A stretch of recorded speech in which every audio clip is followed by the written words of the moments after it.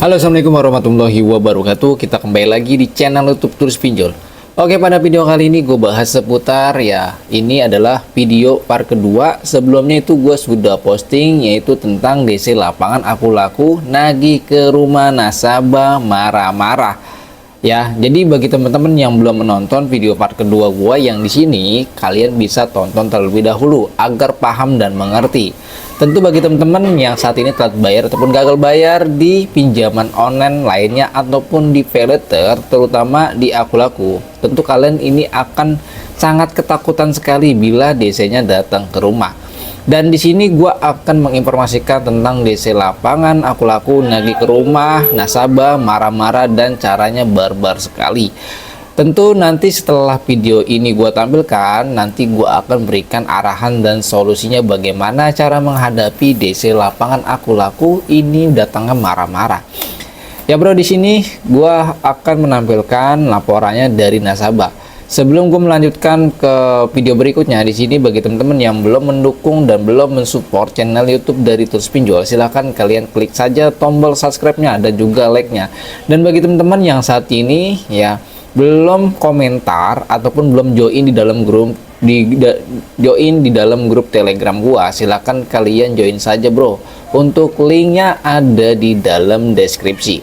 Oke, kita akan masuk ke videonya ya bro. Di sini ada laporan dari nasabah ataupun dari anggota grup Telegram gua. Dan dia menginformasikan melalui DM Japrian, Japrian dari grup Telegram. Dan di sini kalian bisa melihat percakapan antara nasabah dengan kakak kandung dari nasabah ini.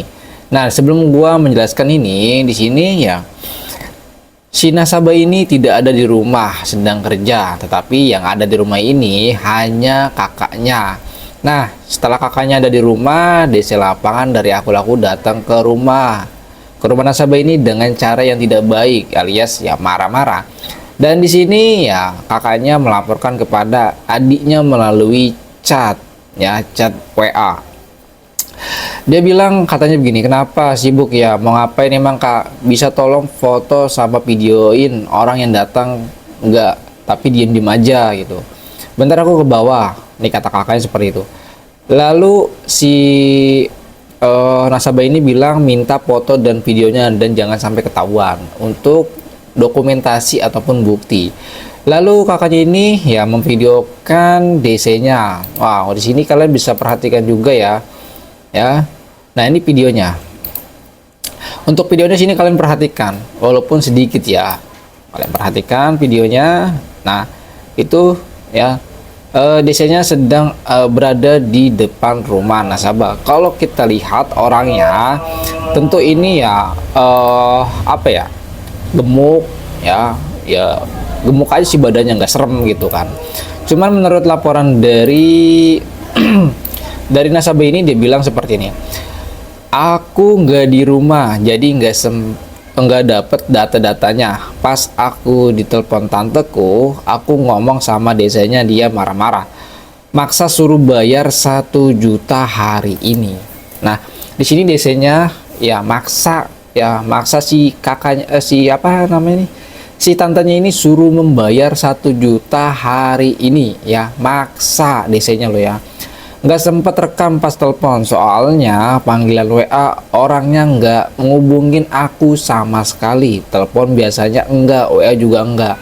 Nah, DC ini datang ke rumah nasabah ini tanpa konfirmasi, tanpa WA Dia tiba-tiba datang ke rumah lalu menemukan tantenya. Setelah menemukan tantenya, DC-nya ini bilang katanya dia ini maksa banget loh, maksa banget untuk suruh bayar 1 juta.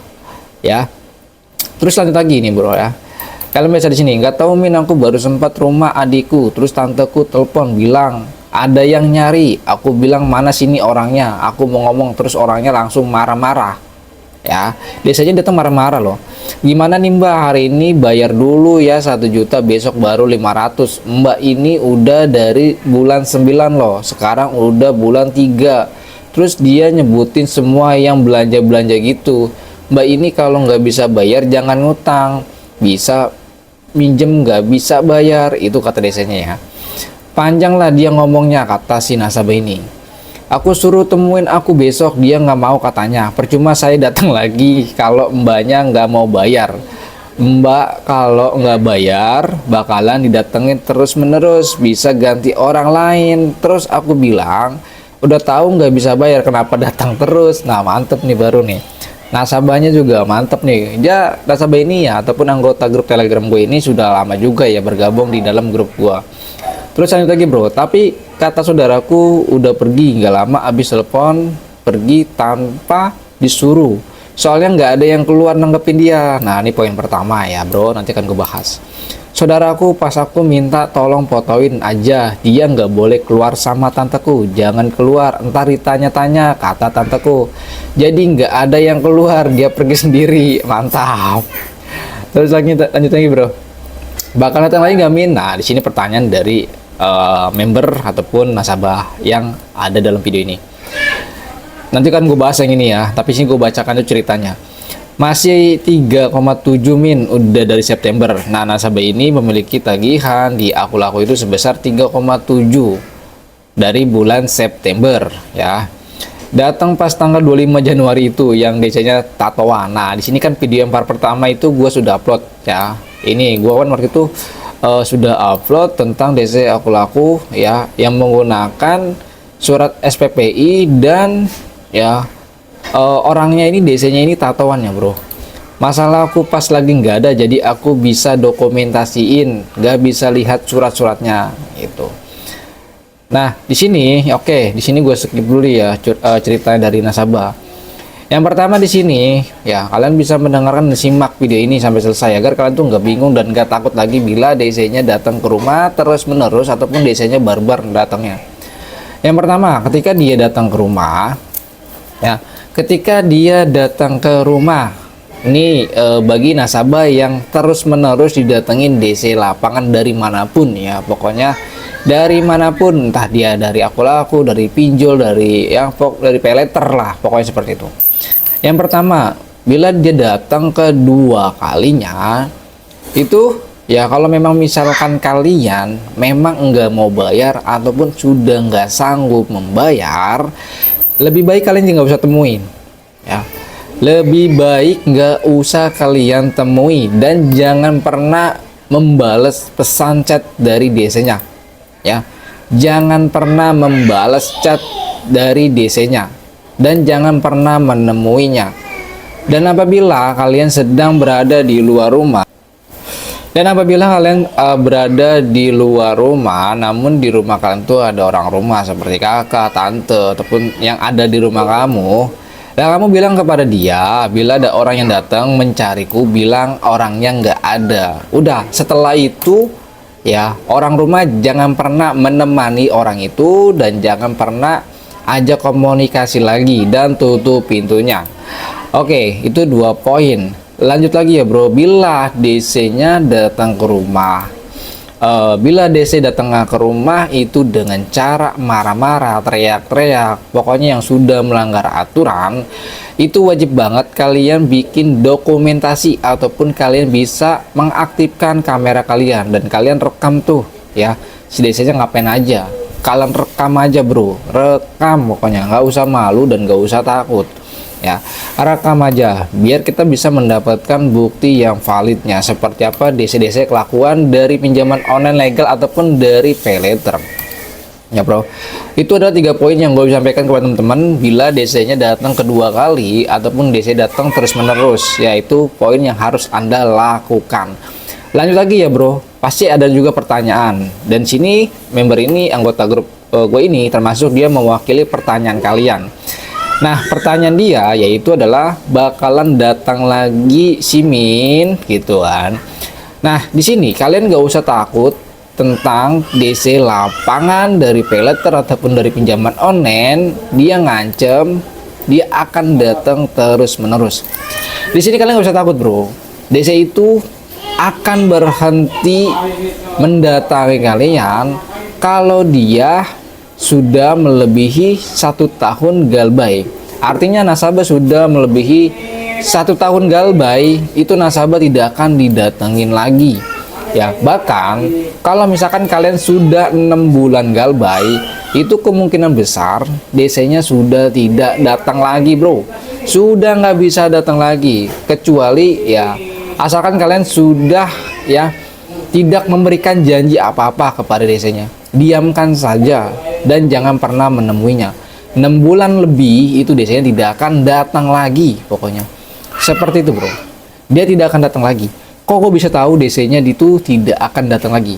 Yang pertama poinnya itu gua sudah upload videonya tentang bocoran dari DC Kredivo, dimana gua pernah nelpon kepada DC dari Kredivo dan dia menyampaikan juga bahwa DC datang itu ya nggak selamanya datang terus menerus. Setelah kalian telat bayar selama 6 bulan ataupun setahun 1 tahun, tentu DC-nya ini tidak akan datang lagi ya, bro, dan data kalian akan dialihkan sama desk collection-nya lagi. Ingat, jadi kalian nggak usah takut bila kalian tuh kalau diancam bakalan datang terus menerus ya, bro. Jadi seperti itu ya, bro. Di situ juga gue udah sampaikan kepada teman-teman, jangan pernah takut dengan ancaman DC manapun, dari peleter, dari pinjol, itu kalian nggak usah takut, bro.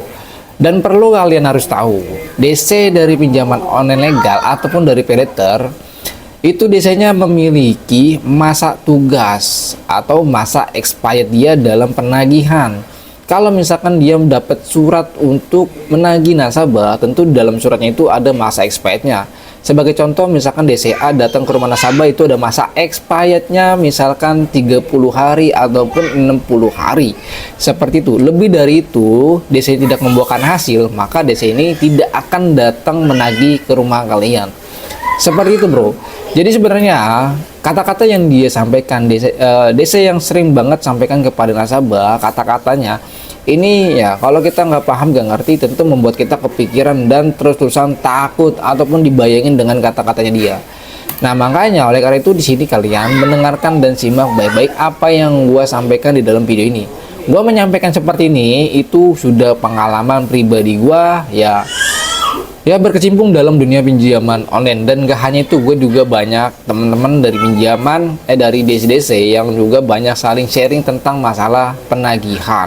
Jadi bagi teman-teman itu kalian nggak usah takut ya, bro, nggak usah takut.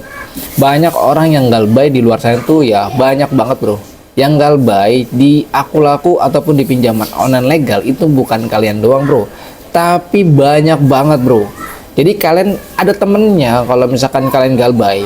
Dan untuk teman-teman yang saat ini telat bayar ataupun gagal bayar di Akulaku, kalian nggak usah nanyakan lagi, Kak, di daerah ini DC-nya datang nggak sih?